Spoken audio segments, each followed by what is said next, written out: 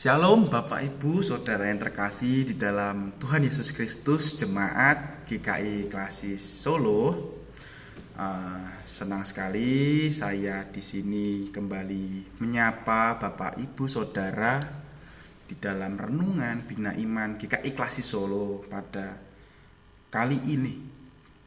Dan kiranya renungan kita dapat menjadi sebuah pesan yang baik untuk kita mengawali hari dan mengawali minggu ini.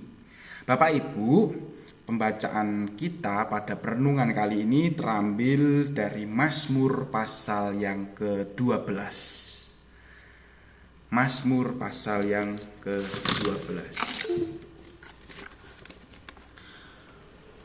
Untuk pemimpin biduan menurut lagu yang ke-8, Mazmur Daud.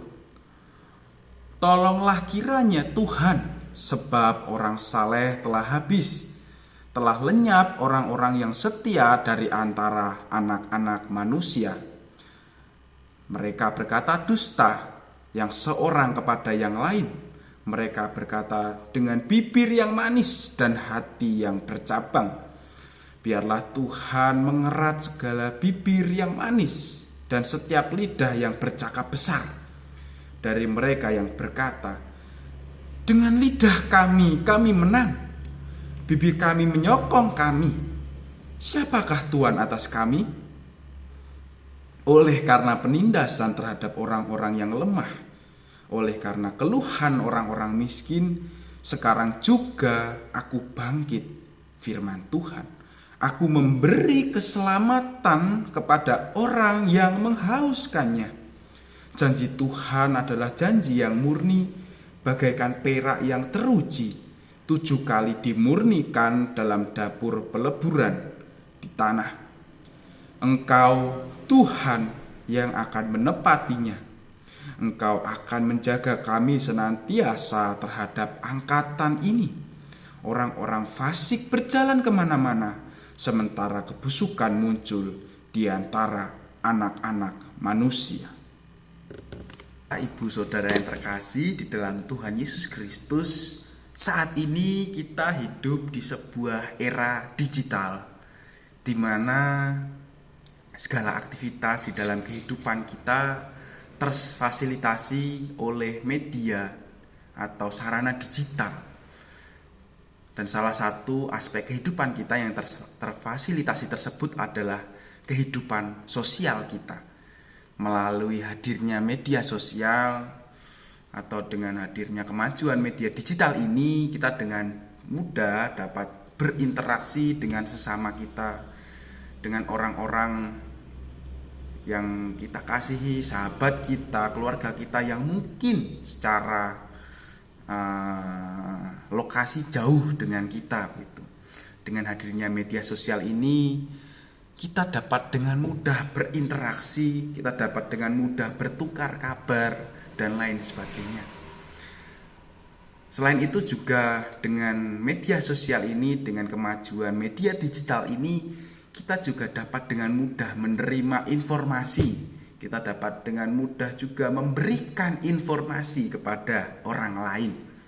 Tentu ini merupakan suatu hal yang positif dari hadirnya media sosial atau media digital di dalam kehidupan kita. Tapi Bapak Ibu, kehidupan di dalam sebuah media digital atau media sosial itu layaknya kita berselancar pada sebuah ombak yang sangat besar, yang mana hal ini bisa menghadirkan kebahagiaan, tetapi di dalam waktu yang sama juga dapat menjadi sebuah ancaman di dalam kehidupan kita. Kita perlu menyadari bahwa perkembangan teknologi termasuk media sosial, media digital sangat memungkinkan untuk menghadirkan hal-hal yang negatif di dalamnya. Pada masa sekarang ini banyak sekali kejahatan, tindakan kebohongan, tindakan manipulatif, kemudian penipuan hingga kekerasan dan penganiayaan tidak hanya terjadi di dalam kehidupan sosial kita yang nyata, tetapi juga terjadi bahkan sangat masif, sangat besar di dalam kehidupan sosial yang bersifat digital. Media digital atau media sosial dapat digunakan oleh oknum-oknum yang tidak bertanggung jawab untuk menyalurkan hal-hal yang buruk.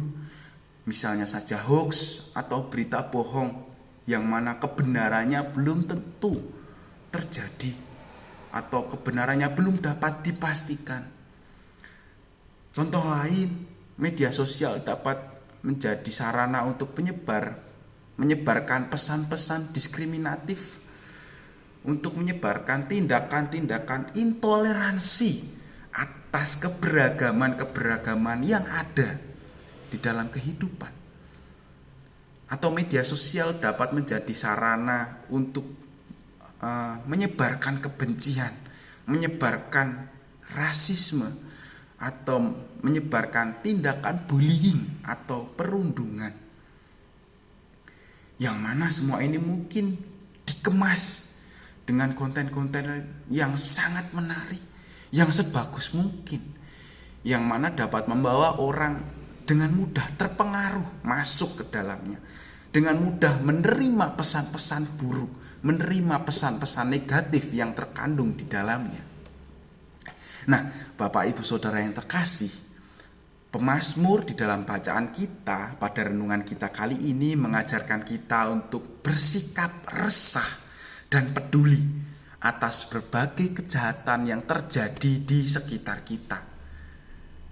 Baik kebohongan, tindakan manipulatif, kemudian penipuan, kekerasan, hingga penganiayaan yang tidak hanya terjadi di dalam kehidupan sosial kita yang nyata, tetapi juga yang terjadi di dalam kehidupan sosial yang bersifat digital. Di dalam bacaan kita dapat melihat pemazmur memberikan sebuah kritik atas kehidupan sosial yang pada saat itu dipenuhi oleh kejahatan. Dan di dalam bacaan kita yang cukup besar tersorot di sini adalah kejahatan melalui kata-kata.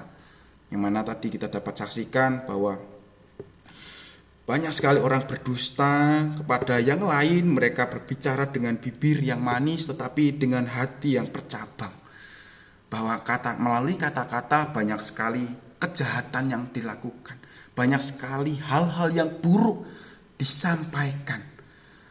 Melalui kata-kata banyak sekali orang yang menyerang, orang yang menjatuhkan, dan bahkan menindas orang lain. Dan hal inilah yang dikritik dan dilawan oleh pemazmur di dalam bacaan kita. Kita sebagai orang Kristen yang hidup di masa kini, Bapak Ibu, yang juga hidup di dalam dunia media sosial, kita perlu belajar dari pemazmur untuk mau bersikap kritis dan peduli atas kejahatan-kejahatan, atas tindakan-tindakan yang negatif yang terjadi di sekitar kita. Dan konteks kita saat ini adalah media sosial. Kita perlu menyadari bahwa ada begitu banyak pesan-pesan negatif yang bermunculan di media sosial. Kita perlu menyadari bahwa banyak sekali hoax yang mudah sekali tersebar. Kemudian banyak sekali tindakan diskriminasi, tindakan intoleransi, rasisme, kekerasan secara verbal, bullying, dan lain sebagainya terjadi sangat mudah di media sosial. Yang mana hal-hal semacam inilah yang harus kita lawan, yang harus kita hindari.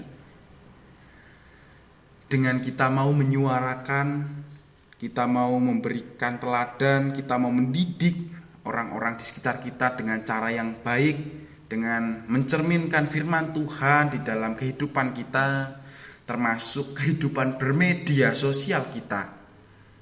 Marilah kita memberikan informasi dengan pesan-pesan positif, dengan pesan-pesan membangun.